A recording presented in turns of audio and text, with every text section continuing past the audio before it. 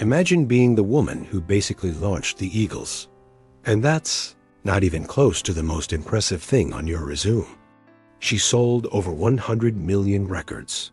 She was the highest-grossing solo female concert artist of the entire 1970s. She conquered rock, country, jazz, Broadway, and traditional Mexican folk music. And then, at the absolute peak of her power, a disease took the one thing she loved most, her voice. This is Linda Ronstadt. Bonnie Raitt called her the Beyoncé of her era. If you don't know that name, that ends today. Linda Ronstadt was born on July 15, 1946, in Tucson, Arizona, raised on a 10-acre ranch by a father who played guitar and sang Mexican folk songs. Music wasn't a hobby in the Ronstadt house. It was everything. After one semester at the University of Arizona, she dropped out, moved to Los Angeles, and formed a folk trio called the Stone Ponies. They played open mic nights at the legendary Troubadour, signed with Capitol Records, and cracked the top 20 with Different Drum, written by Michael Nesmith of the Monkees. They even opened for the Doors on tour. But the band fell apart fast, and Linda stepped out alone. Her early solo years were quiet. 4 albums between 1969 and 1973 that built credibility, but not chart positions. Here's the detail most people miss, though. Her 1971 touring band included Glenn Frey, Don Henley, and Randy Meisner. She was literally the launching pad for the Eagles. Then came 1974, and everything exploded. Heart Like a Wheel was the album that changed everything. It went platinum, delivered 2 No. 1 hits, You're No Good, and When Will I Be Loved, and earned her first Grammy Award. She didn't slow down.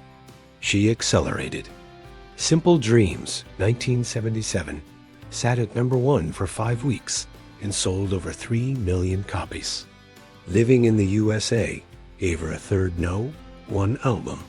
By 1978, Rolling Stone called her by far America's best-known female rock singer.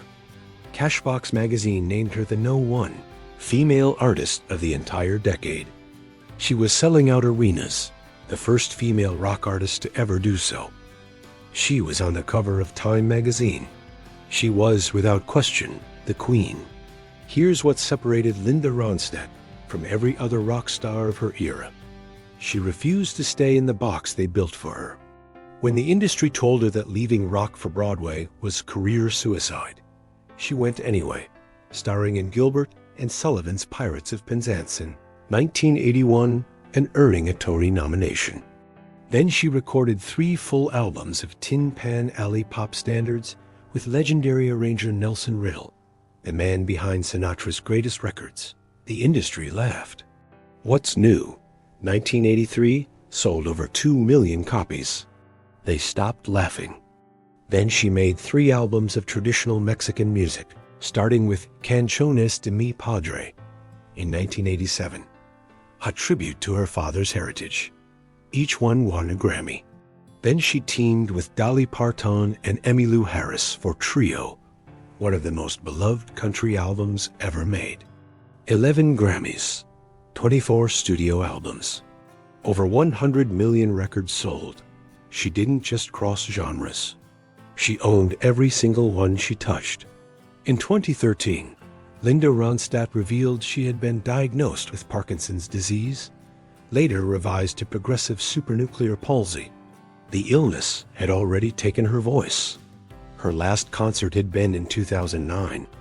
"I can't sing a note," she said. For a woman with one of the most celebrated voices in American music history, those 4 words hit like a gut punch. But she didn't vanish. She wrote a memoir. She gave talks.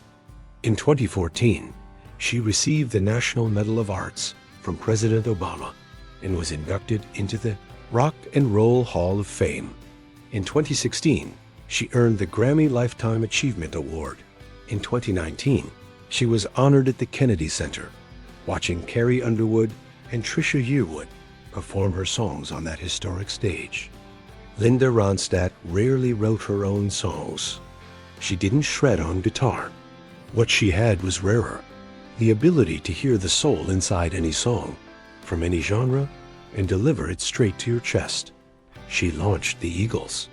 She recorded Grammy-winning music in 4 completely different traditions. She broke every glass ceiling in the music industry, and then went looking for new ones to smash. That's not just a career, that's a legacy. If this hit, subscribe for more stories about the artists who actually shaped music history. See you next time.